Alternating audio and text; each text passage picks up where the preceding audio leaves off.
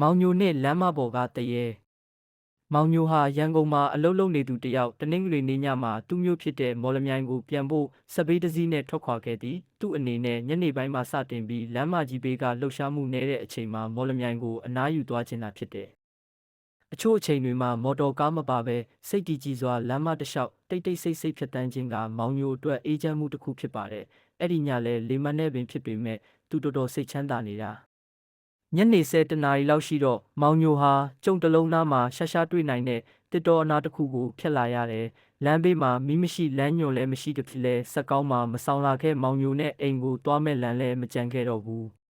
မောင်ညိုအံ့အားသင့်သွားတယ်မာရာပေါ်မလေးလဲမလို့ပဲစပေးရက်ကနောက်ကိုလှည့်ကြည့်တဲ့အခါမှာတဘာဝမဟုတ်တဲ့အရာကိုမြင်လိုက်ရတယ်မျက်နှာဖြူဖြူမျက်စိနဲ့နဲ့အဝတ်အစားရှုပ်ရှုပ်ကိုကောင်းမဟုတ်တဲ့မိန်းမတစ်ယောက်ရေဆက်လမ်းပေါ်မှာလှည့်သွားလာနေတာတောင်းပန်ပါတယ်ငါမသိဘူးမမမင်းပါလို့လဲမောင်ညိုတိတ်တိတ်လေးဖြစ်လာတယ်ငါအိမ်ပြန်ခြင်းနဲ့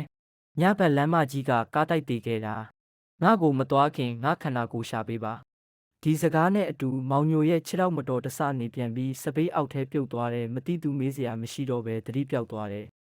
နောက်တစ်နေ့မနက်ပိုင်းမှာသတင်းစာထဲမှာမောင်ညိုကိုမော်လမြိုင်ရန်ကုန်လမ်းမကြီးပေါ်မှာသတိပြောက်နေတော့မှ